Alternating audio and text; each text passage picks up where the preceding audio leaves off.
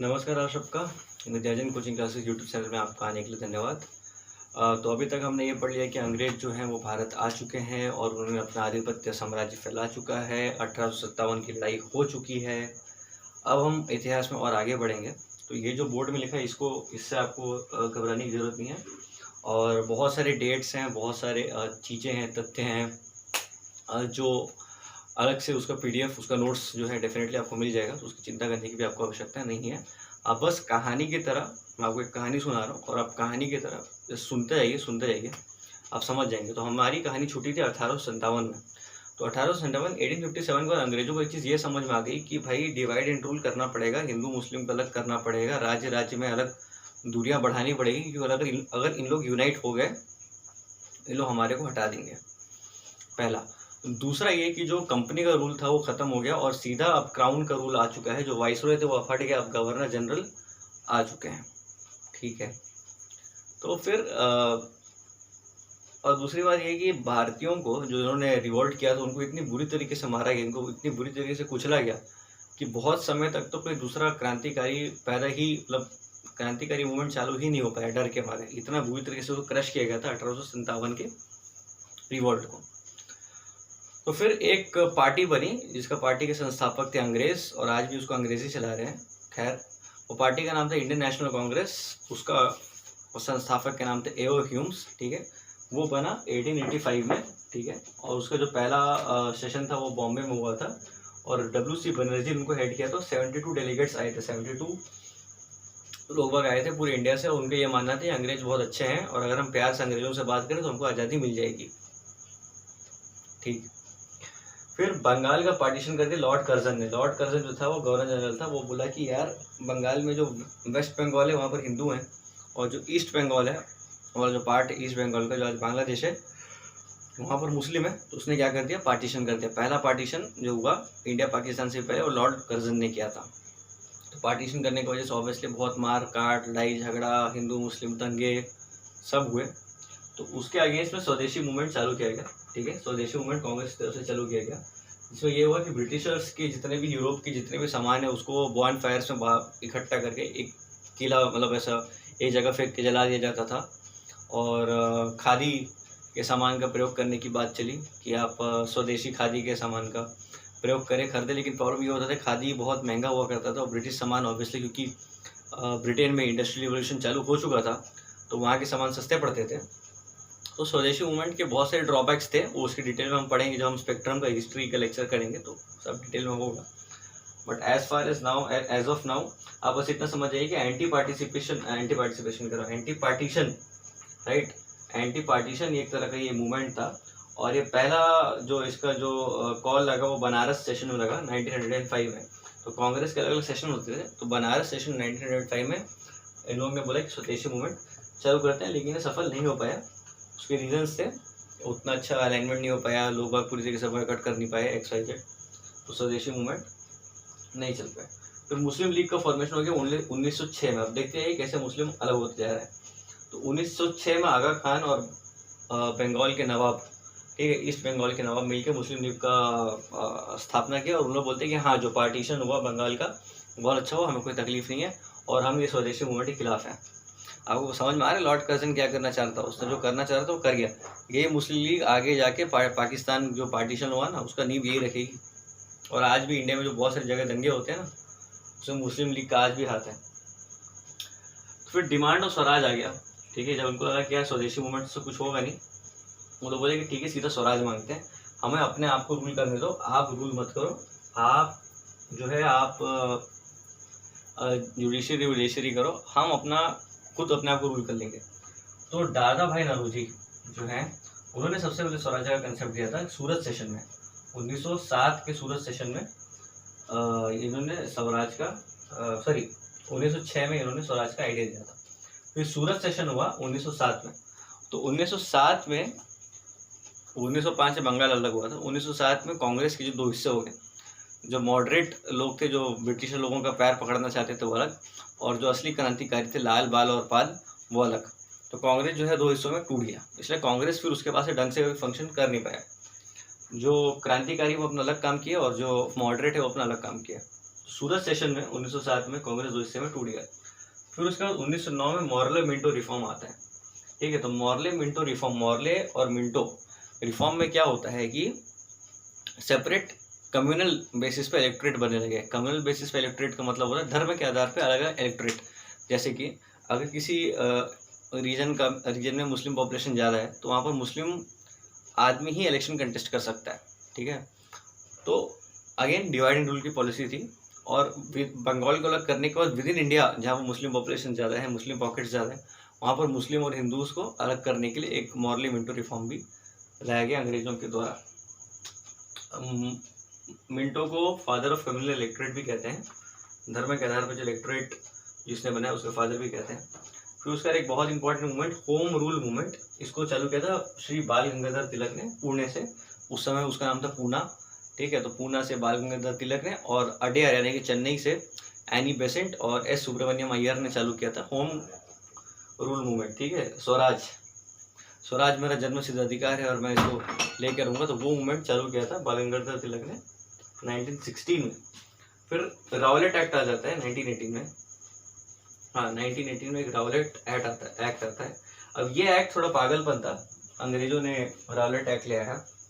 और ये एक्ट में क्या था कि अंग्रेजों के पास अथाह शक्तियाँ थी। अगर कोई सड़क में चल रहा है, अगर उसको अरेस्ट करना है तो अंग्रेज उसको अरेस्ट कर सकते थे, कोई उसके ऊपर सुनवाई नहीं थी। ये बहुत ही पागलों वाला एक्ट था।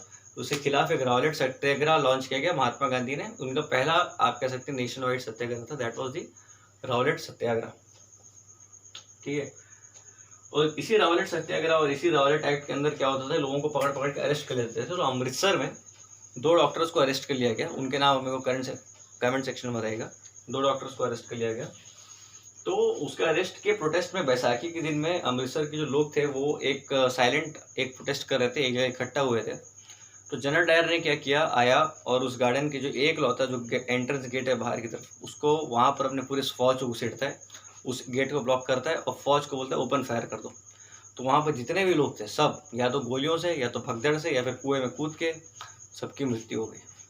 ठीक है, तो इसके अगेंस्ट जो रविन्द्रनाथ टैगोर है उसने अपना नाइटहुड एक टाइटल मिलता था, तो नाइटहुड टाइटल को रिटर्न कर दिया अंग्रेजों को, पहला। दूसरा, जो सरदार उधम सिंह है वो इंग्लैंड जाकर, ठीक है, इंग्लैंड जाकर जनरल डायर को मारा, तो बदला भी ले लिया गया, वैसी बात नहीं है। फिर खिलाफत मूवमेंट चालू हुआ 1920 में। सो वर्ल्ड वॉर 1 जब खत्म हुआ तो जो ओटोमन एम्पायर था, ओटोमन जो खलीफा है, जो मुसलमानों का खलीफा था, वो ओटोमन टर्की में था। तो अंग्रेजों ने ओटोमन एम्पायर को बहुत बुरी तरीके से हराया। अब क्योंकि उनका खलीफा यानी उनका जो राजा वो ओटोमन एम्पायर में था, वो हार गया अंग्रेजों के द्वारा। भारत में बैठे हुए जो कन्वर्टेड मुसलमान थे उनको भी लगा कि यार नहीं, हमारे साथ गलत हुआ है। तो उन लोग ने एक अपना खिलाफत मूवमेंट चालू किया अंग्रेजों के खिलाफ। 2 भाई थे, मोहम्मद अली और शौकत अली। ठीक है, इन्होंने खिलाफत मूवमेंट को चालू किया। तो महात्मा गांधी ने सोचा कि क्यों ना मैं इनको मिला लूं अपने हिंदुओं के साथ, ठीक है, अपने कांग्रेस के साथ, और एक कंबाइंड मूवमेंट करते हैं। तो that combined movement was later known to be non cooperation movement. ठीक है, तो इसके ऊपर जो हमारे वीर सावरकर, उन्होंने एक बात कही थी कि ये मुसलमान जो ये मूवमेंट हो रहा है ये अपने रिलीजियस कारण की वजह से कर रहे हैं, इनके ब्रेन में इंडिया नहीं है, इनके ब्रेन में भारत की आज़ादी नहीं है, इसलिए लॉन्ग लिव नहीं चल सकता ये कोलैबोरेशन, और चला भी नहीं। फिर नॉन कोऑपरेशन मूवमेंट हुआ। नॉन कोऑपरेशन मूवमेंट जो था कोलकाता सेशन में, कोलकाता सेशन जो था कांग्रेस का एट द ईयर 1920, वहाँ से उसका घोषणा हुआ कि हम नॉन कोऑपरेशन मूवमेंट चालू करेंगे। और नॉन कोऑपरेशन मूवमेंट में यही था कि भैया जो भी आप नौकरी कर रहे हो आप नौकरी अपनी छोड़ दो। अगर आप किसी अगर आप किसी अंग्रेजों के कॉलेज में पढ़ रहे हो तो आप अपनी पढ़ाई छोड़ दो। आप आर्मी में रिक्रूट होने मत जाओ। मतलब पूरी तरीके से अंग्रेजों का आप मतलब वो कर दो कि भाई हम आपके साथ कोऑपरेट नहीं करेंगे, उनकी पॉलिसी को मत मानो। तो ये महात्मा गांधी का सबसे बड़ा मास जो कह सकते हैं ना जनता के बीच में आया, वो सबसे अच्छा जो मूवमेंट में से एक था वो था नॉन कोऑपरेशन मूवमेंट। ठीक है, फिर उसके बाद होता है चौरी चौरा इंसिडेंट। तो चौरी चौरा इंसिडेंट क्या होता है, 5 फरवरी 1922। ठीक है, 5 फरवरी ना,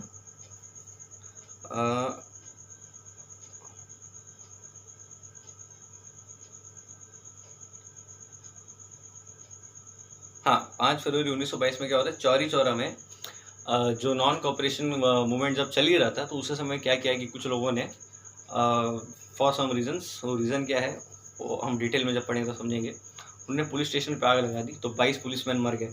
और महात्मा गांधी का ये मानना था कि we will follow the principle of non violence, तो उसके चक्कर में नॉन कोऑपरेशन मूवमेंट को सडनली विड्रॉ कर लिया गया।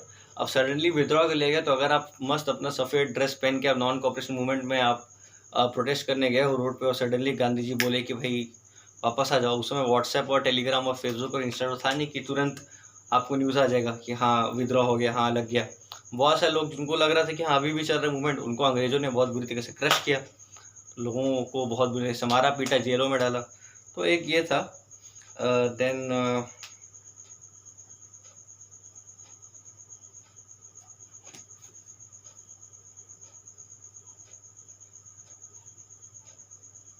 साइमन कमीशन आया 1927 में।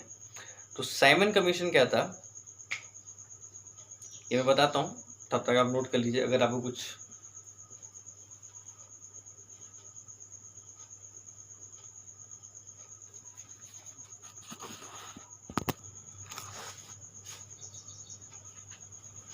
तो यहाँ तक वो नॉन कोऑपरेशन मूवमेंट चला 1920 में।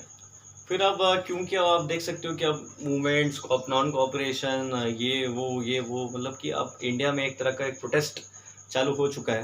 तो ये चीज़ अंग्रेज़ों को समझ में है कि हाँ इंडिया में हमको अब हमारे अगेंस्ट चीज़ें जा रही हैं।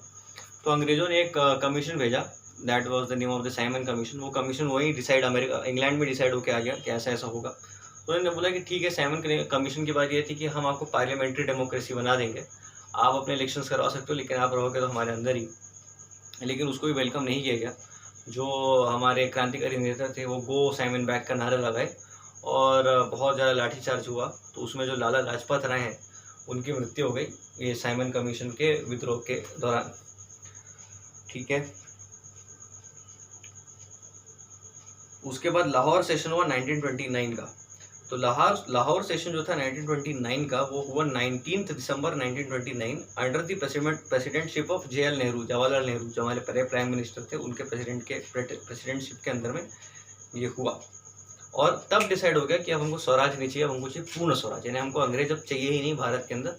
अब हम अपना गवर्नेंस भी हम करेंगे, अपना लेजिस्लेशन भी हम करेंगे, अपना जुडिशरी भी हम करेंगे, आपको अंग्रेजों को किसी भी रूप से हमको भारत में एक्सेप्ट नहीं है। एक फ्लैग अडॉप्ट किया गया और उस फ्लैग को अनफर्ल किया गया 31 दिसंबर 1929 में। ठीक है, और ये डिसाइड किया गया कि 26 जनवरी 1930 से हर साल इंडिपेंडेंस डे बनाया जाएगा। बाद में उसको रिपब्लिक डे कर दिया गया, बट उस समय इन लोग ये सोच लेते कि अब हमारा फ्लैग है, और वो फ्लैग में बीच में चक्र नहीं था, अशोक चक्र नहीं था, चरखा था। ठीक है, ऑरेंज चरखा एंड देन ग्रीन। फिर उन्होंने सोचा कि 26 जनवरी को हम इंडिपेंडेंस डे सेलिब्रेट करेंगे। ठीक है भैया, वेल एंड गुड। फिर उसके बाद महात्मा गांधी ने एक और पूर्ण स्वराज के बाद एक और बहुत अच्छा मूवमेंट निकाल लिया महात्मा गांधी ने, डेट वाज दांडी मार्च। उन्होंने अपने आश्रम जो था, उनका आश्रम कहाँ था, सबरीमाला नहीं, उनका आश्रम था साबरमती। सबरीमाला तो केरला में है ना, वहाँ वो मंदिर वाला प्रॉब्लम। तो साबरमती से दांडी गुजरात में ही है। उन्होंने 300 किलोमीटर कुछ पैदल चला और दांडी में जाके 7 लोगों को लेके चला, और सॉल्ट टैक्स के खिलाफ। सॉल्ट टैक्स क्या था कि अंग्रेजों ने नमक के ऊपर टैक्स लगाया था, नमक बहुत महंगा कर दिया था, लोग नमक नहीं खा पा रहे थे। तो दांडी ने एक तरह से डिसओबीडियंस आप कह सकते हैं, भाई हम नहीं मानेंगे तुम्हारा नियम। वो गए, नमक का ढेला उठाए और तोड़े, वो बोले कि हाँ we will not obey your salt tax. ठीक है, अब हम आपके खिलाफ प्रोटेस्ट करेंगे और साइलेंट प्रोटेस्ट करेंगे। तो ये जो था कि भाई हम आपकी बात नहीं मानेंगे, वो डिसओबीडियंस कहलाता है अंग्रेजी में, कि आप ओबीडियंट नहीं हो, आप हमारी बात नहीं मान रहे हो। और इसी से चालू हुआ civil disobedience movement. Civil disobedience movement ये था कि कोई भी किसी प्रकार का, मतलब नॉन कोऑपरेशन जैसे ही था, ठीक है, लेकिन इसमें बहुत ज़्यादा वुमेन्स ने भी पार्टिसिपेट किया। पूरे कंट्री में बहुत सबसे ज़्यादा आप कह सकते हैं मास स्प्रेड मूवमेंट में से एक था। किसी भी प्रकार का कोई भी ओबीडियंस, किसी भी प्रकार कोई भी टैक्स, किसी भी प्रकार का कोई भी कर, कोई भी टैक्स, कोई भी रूल, कुछ भी जजमेंट, कुछ भी फॉलो नहीं होता था।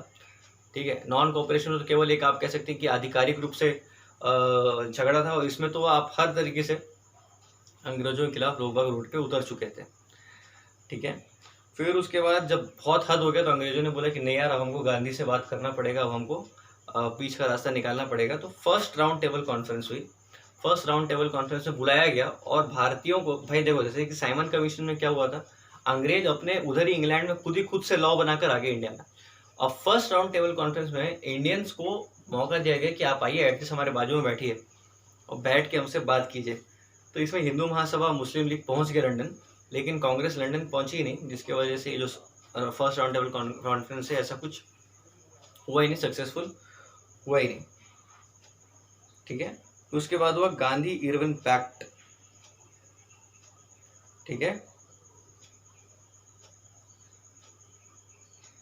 तो ये गांधी इरविन पैक्ट हुआ, तो उसमें जो लॉर्ड इरविन था उसने और इंडियन नेशनल कांग्रेस ने एक पैक्ट साइन किया 5 मार्च 1931 में। Dates and all I will give it in a separate PPT PDF. और उसके बाद उन्होंने बोला कि ठीक है, हम सेकंड राउंड टेबल कॉन्फ्रेंस में आके बैठेंगे, देखते हैं कि आप लोग कहाँ तक, किस हद तक जाते हो। ठीक है, तो अभी तक मतलब मोटा मोटी आप कहानी में अब ये समझ चुके होंगे कि अब जो है 1857 के बाद कांग्रेस पार्टी फॉर्म हुई। कांग्रेस पार्टी में एक्सट्रीमिस्ट, मॉडरेट्स अपने तरीके से काम कर रहे हैं, एक्सट्रीमिस्ट अपने तरह से काम कर रहे हैं। राइट, अलग अलग सेशन होते थे कांग्रेस में, अलग अलग डिसीजन लेते थे। Non cooperation, civil disobedience, Dandi march की वजह से सिविल डिसोबीडियंस मूवमेंट हुआ, खिलाफत मूवमेंट, बहुत सारे मूवमेंट्स क्रिएट होने लग गए, लोग बाग रोड पे आने लग गए, प्रोटेस्ट करने लगे अंग्रेजों के खिलाफ। अंग्रेजों को भी लग गया कि यार नहीं, now the things are going bad, तो उन्होंने कॉन्फ्रेंस रखे। First round table conference successful नहीं हुआ, फिर एक पैक्ट करवाया, बोला भैया कि आप ये सिविल डिसोबीडियंस पीछे लो और सेकंड राउंड टेबल कॉन्फ्रेंस में हो। तो सेकंड राउंड टेबल कॉन्फ्रेंस में उसके बाद क्या होता है, उनको आज़ादी कैसे मिलती है, ये हम अगली क्लास में पढ़ेंगे। Again I am telling you, don't worry about this all things, notes, dates, PDF सब I will send it you in the group itself. ये आप एक कहानी की तरह समझिए, फ्लो की तरह समझिए। और इसके अलावा बहुत कुछ डिटेल है इस चैप्टर में पढ़ने के लिए, but since we are in short of time और हमारा ऑब्जेक्टिव भी कुछ और है, हमें क्रक्स पढ़ना है, तो I can not cover every detail in this short video, but when we will study in detail तब मैं आपको पूरा अच्छे से समझा दूंगा, एक एक चीज़ कब कैसे हुआ, when we will study the spectrum.